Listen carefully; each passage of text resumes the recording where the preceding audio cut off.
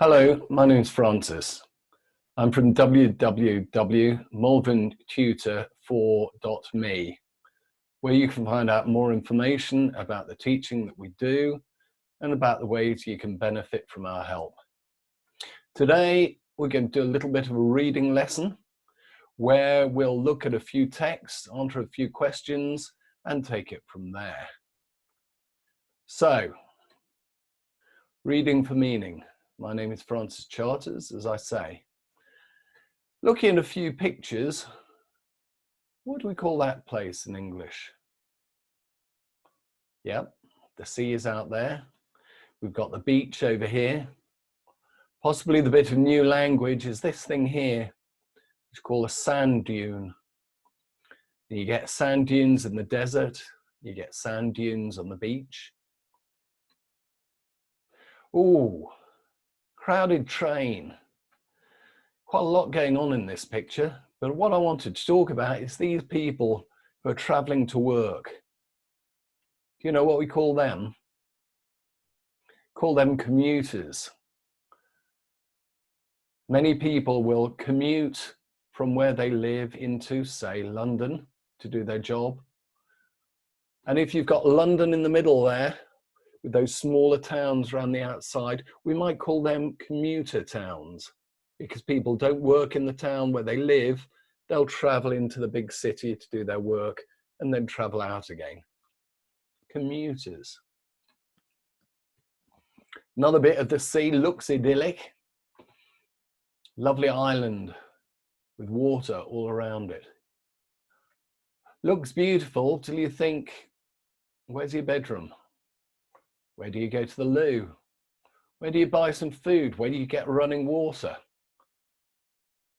And that ideal island can start to look a little more difficult.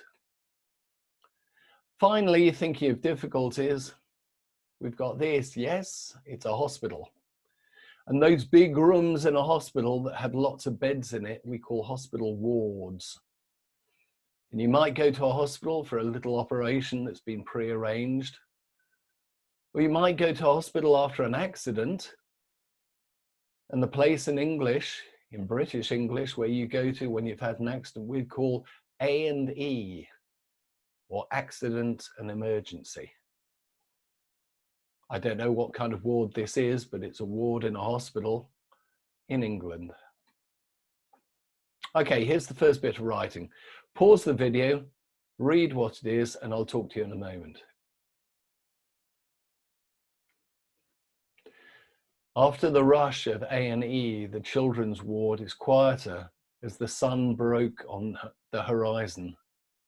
They walk like an awkward teenage couple down the rows of beds and cots, following the professional in her stiff, starched suit. Their son is in the last bed on the right, too large for a cot, but dwarfed by the hospital bed. Again, pause the video, have a look at the questions, and I'll talk to you in a moment once you've answered them. Okay, first question, where is the child and how do you know? That's right, the child's in a hospital. How do we know? Well, it tells us that we're in a children's ward. It also tells us why the child came to hospital, because he came into the A&E. A&E stood for accident and emergency. What time is it? Well, the suggestion is it's the morning. But how do we know it's the morning? Well, the sun broke on the horizon. The horizon is that bit at the back of the countryside scene where the sky joins the land or the sky joins the sea. That's the horizon. When the sun breaks on the horizon, it suggests the sun is coming up. The next question is, who is moving down the ward? Okay, how many people are moving down the ward? I make it 3. I think we've got the man and the woman who are like an awkward teenage couple. It doesn't say they are a teenage couple. It says they're like an awkward teenage couple because they feel so out of place in hospital. and they're following the professional. The professional, that suggests it's the person's job there. So the person they're following is probably a nurse or a matron or a doctor. Now here's a lovely word, alliteration. Where is alliteration used? Yep, that's right. Her stiff starched suit. Lovely description there and use of sounds. Finally, how do you know the bed is too big for the child? I hope you've got this one. It says the child was dwarfed by the hospital bed. Dwarfed means made to look really small. The hospital bed looked huge around their little son. Okay, same sequence again, bit of reading for you to do. Pause the video and I'll come back and read it to you in a mo. He races to the top of the dune and looks down on the sand. There is water and wet sand and dry sand and small spokes of sharp grass dotted along the beach. He stands on the lip of the concrete defense, looking east, then west, to the lighthouse in the distance. There's no one he can see, no one he can call to for help. Below him, the drop to the beach is 15, maybe 20 feet. He jumps because he has to, jumps into the air and sees as he falls one more thing, a cloud of white birds hanging on the skyline. There is a hot taste filling his mouth like molten iron, and a black pain, and the knowledge that his teeth are through his lip. Okay, try the questions. Again, pause the video, answer the questions, and then come back to me. So the first question is, where is he?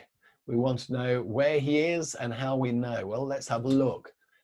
We know he's at the top of the dune, and we said the dune was that bit of the sand where it rises up.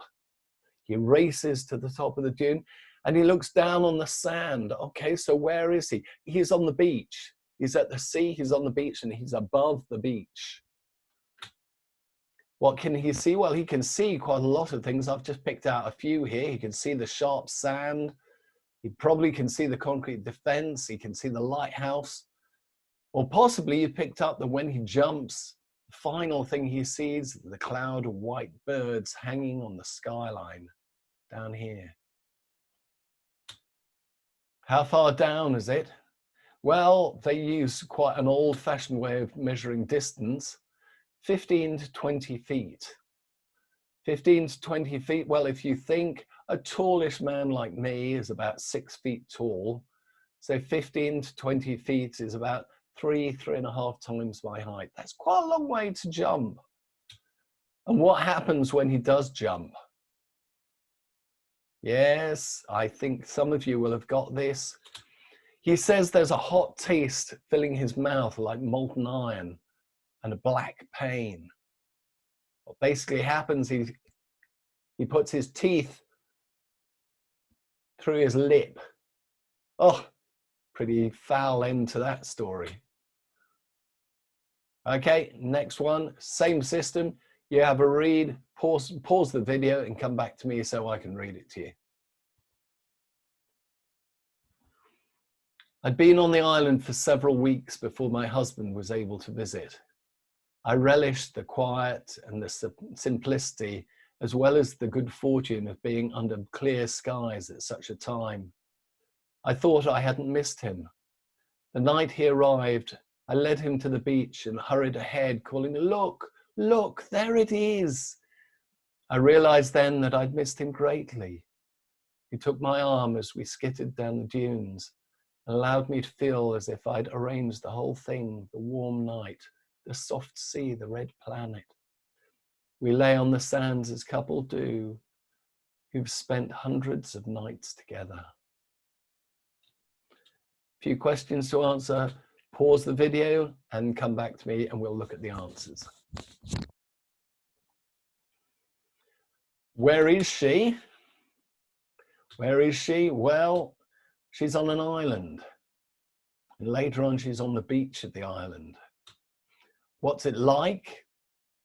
Well, we're told it's quiet and it's simple. Simplicity is the noun to go with the adjective simple.